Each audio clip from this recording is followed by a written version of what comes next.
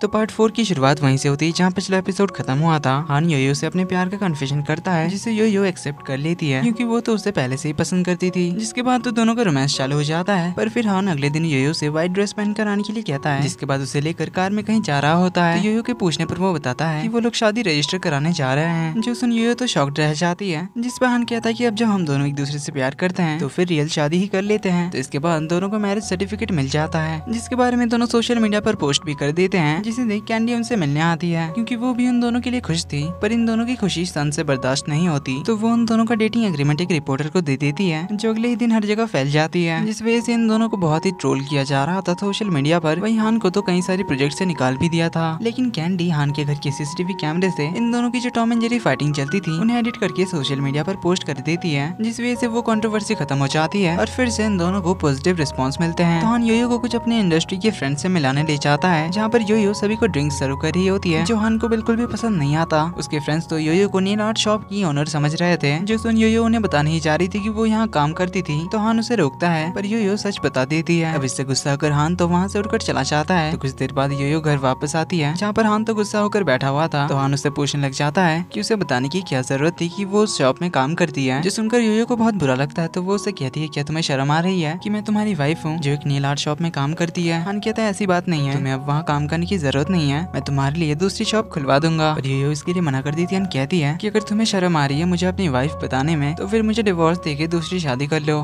तो हान उसे समझाने लग जाता है, पर योयो तो घर छोड़कर जाने लगी थी। तो हान उसे रोकते हुए कहता है कि तुम्हें जाने की जरूरत नहीं है, मैं ही चला जाता हूँ। तो ये कहकर वो होटल चला जाता है, जहाँ पर उसे लिन मिल जाता है। तो दोनों साथ में ड्रिंक करने बैठ जाते हैं। लिन तो उसका मजाक बनाने लग जाता है कि तुम्हारी वाइफ ने तुम्हें घर से निकाल दिया, जिस पर हान कहता है कि उसने नहीं निकाला बल्कि मैंने तो खुद घर छोड़ दिया। तो इसी तरह दोनों की बातें चलती रहती है। अगले दिन लोमिंग को उनके झगड़े के बारे में पता चलने पर वो तो हान को ही ब्लेम करने लग जाता है, पर लिन उसे किसी तरह समझा बुझा कर भगाता है। जिसके बाद वो हान से पूरी बात बताने के लिए कहता है, पर हान तो बताने के लिए मना कर देता है। जिस पे लिन कहता है कि देख लो, तुम दोनों में अगर मिसअंडरस्टैंडिंग सॉर्ट आउट नहीं हुआ तब तुम्हारा तो डिवोर्स पक्का है, फिर मेरी लाइन क्लियर हो जाएगी। जो सुन हान उसे बताने के लिए तैयार हो जाता है। जिसके बाद हान योयो के पीछे अपने असिस्टेंट को लगा देता है उसकी सेफ्टी का ध्यान रखने के लिए, साथ ही में उसे कुछ इन्फॉर्मेशन मिले तो बताने के लिए। तो योयो एक शॉप में बुक खरीदने जाती है, जहाँ पर वो एक आर्ट एग्जीबिशन का पोस्टर देखती है। तो वो शॉपकीपर से उस आर्ट एग्जीबिशन के टिकट के बारे में पूछती है, पर वो तो सोल्ड आउट हो चुके थे। अब इसके बारे में असिस्टेंट हान को बताता है। तो हान उस एग्जीबिशन के टिकट्स का जुगाड़ लगा लेता है। तो एक आदमी उसे टिकट देने वाला था, जिससे मिलने के लिए हान गया हुआ था, पर वो आदमी तो टिकट लिन को बेच देता है, क्योंकि लिन ने भी उसी से बात किया था, मगर एनवेलप में तो टिकट था ही नहीं। तो लिन उसे फॉलो करने लग जाता है। तो उन दोनों को भागता हुआ हान देख लेता है। तो वो उस आदमी को पकड़कर उससे पूछने लग जाता है, जिससे वो समझ आता है कि लिन भी इसी टिकट के पीछे पड़ा हुआ है। तो हान उससे टिकट लेने जा ही रहा था कि तभी लिन वहाँ पहुंच जाता। उन तीनों की भागम भाग शुरू हो जाती है, पर आखिर लिन उसे पकड़ ही लेता है और उससे असली टिकट भी ले लेता है। पर तभी हान फ्लैश की स्पीड से आता है और टिकट को उड़ा ले जाता है, और लिन को कुछ समझ ही नहीं आता।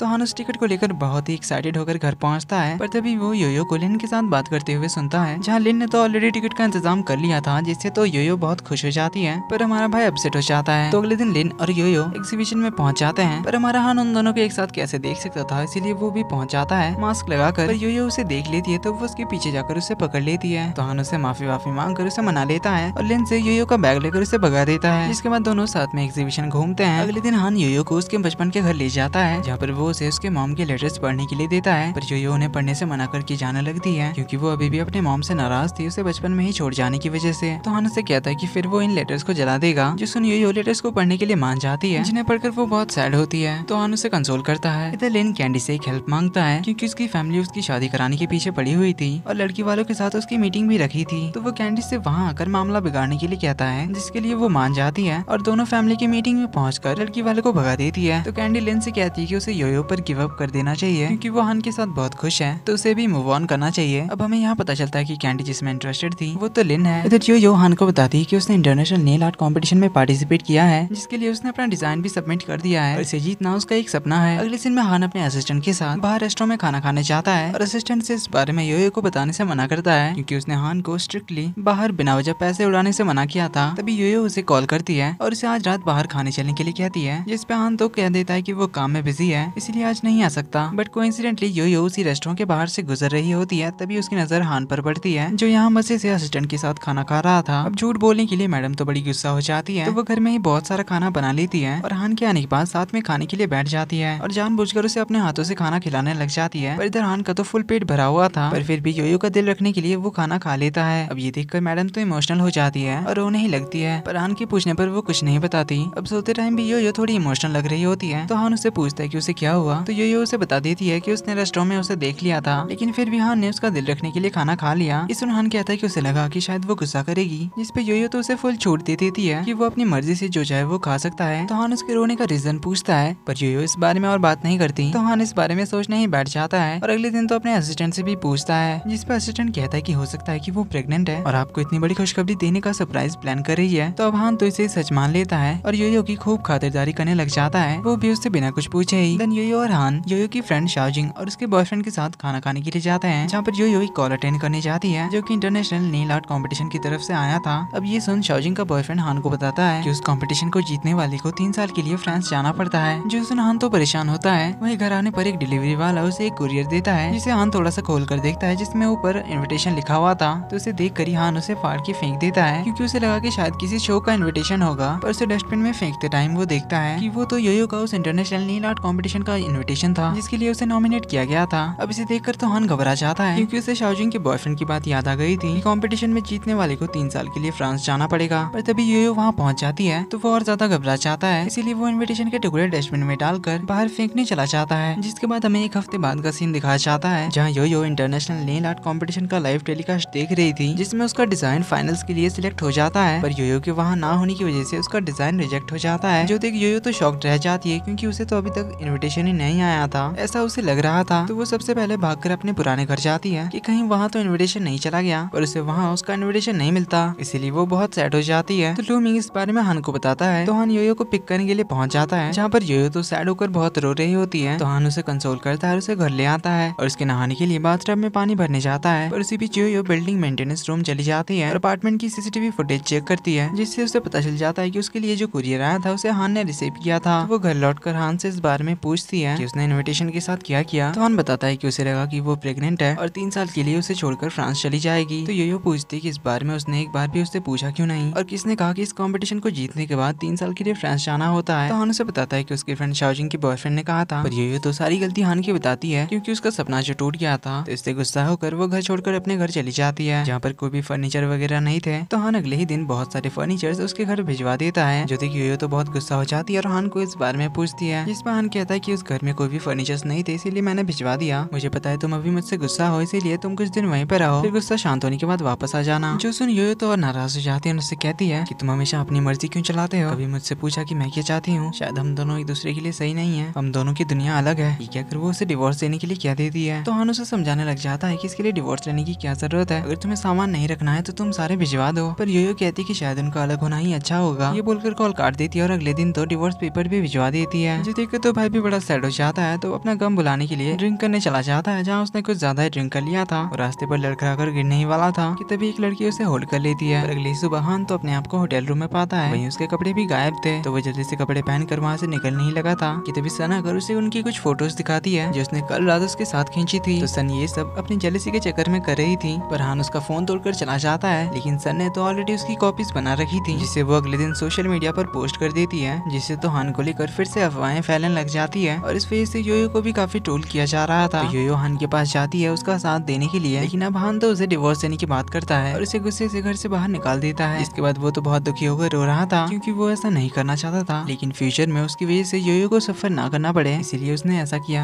जिसके बाद वो लाइव स्ट्रीम करता है, जहाँ पर वो बता देता है कि उसका सन के साथ कोई अफेयर नहीं है, वो तो बस हान को फंसाने की कोशिश कर रही थी। देन उसकी वजह से यो को इतना कुछ झेलना पड़ रहा था, इसीलिए वो इस एंटरटेनमेंट इंडस्ट्री को ही छोड़ देने का अनाउंस करता है। तो उसकी ये लाइव स्ट्रीमिंग यो कैंडी और लेन भी देख रहा होता है। तो वो सभी हान को ढूंढने के लिए पहुंच जाते हैं, लेकिन हान तो किसी को भी कहीं भी नहीं मिलता, जिससे यो तो रोने ही लग जाती है, क्योंकि उसे लग रहा था कि हान उसे छोड़कर चला गया। वो रोते हुए कैंडी से कहती है वो हान से बहुत प्यार करती है, उसके बिना नहीं रह सकती, इसीलिए उसे भरोसा है कि हान जरूर वापस आएगा और तब तक वो उसका वेट करेगी। वही हम देखते हैं हान को, जो कि दूर से उन्हें देख रहा था। जो यो की बात सुनकर बहुत सैड होता है, लेकिन वो उसके सामने नहीं जाता। जिसके बाद 2 साल बीत जाते हैं। लिन और कैंडी डेट कर रहे थे, वहीं से अभी एक अवार्ड सेरेमनी में आए थे, जहाँ पर हान को बेस्ट सपोर्टिंग एक्टर का अवार्ड मिलने वाला था। तो हान के बिहाफ में यो को अवार्ड रिसीव करने के लिए बुलाया जाता है, जहाँ पर यो हान के लिए अपने दिल की बात बताती है। तभी उसकी नजर हान पर पड़ती है, जिसे देखकर बाहर चला जाता है। तो यो भी भागकर बाहर आती है, लेकिन आसपास उसे हान कहीं दिखाई नहीं देता, तो वो रोने लग जाती है। तभी हान उसके सामने आ जाता है। तो दोनों एक दूसरे को देखकर बहुत खुश होते हैं। तो हान उसे प्रॉमिस करता है कि वो उसे कभी छोड़कर नहीं जाएगा और इसी हैप्पी एंडिंग के साथ इस ड्रामे का एंड यहीं पर होता है।